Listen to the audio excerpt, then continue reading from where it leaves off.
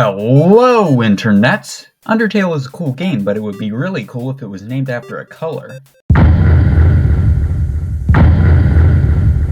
There we go. Undertale is a game I've said a lot about, but something I sort of brushed over is the sheer popularity of that original game. So many people were insanely passionate about it and wanted to see more of its world. Asriel can't join everyone else in the surface? Bam, now he can. Battles in the game not quite as visually stunning as they feel. Tons of insanely high quality animations to choose from.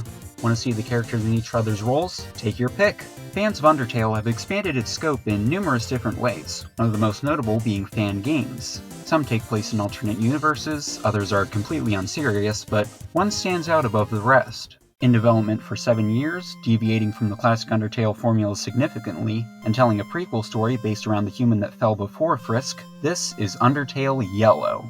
Hey, Undertale's 10th anniversary is coming up soon, so it's a better time than ever to see how the Soul of Justice ended up where it is. As previously mentioned, this game tells the story of Clover, a human with a gun and a hat who travels to the underground in order to find the 5 humans who fell down before them. Things start out fairly familiar, although Toriel has a different outfit and Flowey isn't in his usual spot. Probably because he was busy rigging one of the puzzles to make Clover's journey unique. This new area is where we meet him again, and this time he's fortunately helpful to Clover since they can't save on their own. They make up for it by being able to run, although it doesn't hurt to take things slowly and explore the environments. The locations in Undertale Yellow are much more detailed than in the original, bringing new life to old locations and creating new ones entirely to make the game stand out just that much more. Of course, what makes a game like this special are the characters. One of the first new ones we find is Dalv. He's a recluse not unlike Toriel, but he's much more willing to open up, figuratively and literally. Unfortunately, we don't see much of him after the ruins. But we don't have to worry about this with Martlet. Despite being a member of the Royal Guard, she quickly grows attached to you, and it's hard not to do the same.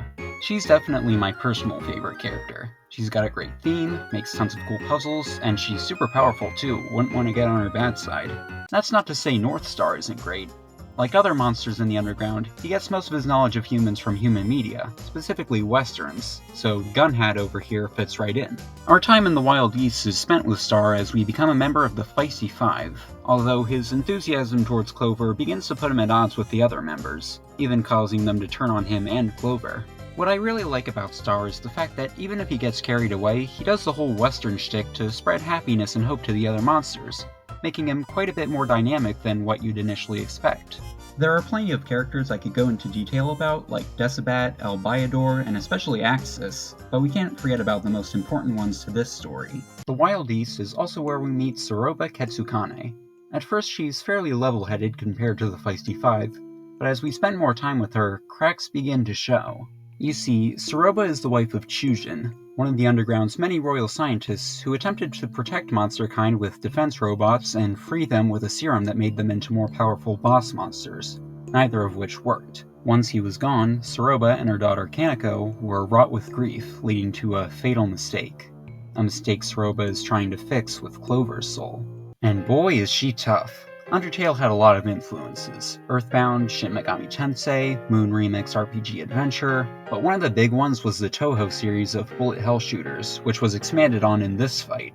You have to know exactly how to dodge every individual pattern and what to do when multiple of them are stacked against you, or you're gonna die a lot. It's definitely harder than Undertale, but you really feel the emotion and the stakes. One of my favorite parts of the game has to be how it ends, because it perfectly exemplifies Clover as a character and their signature trait of justice.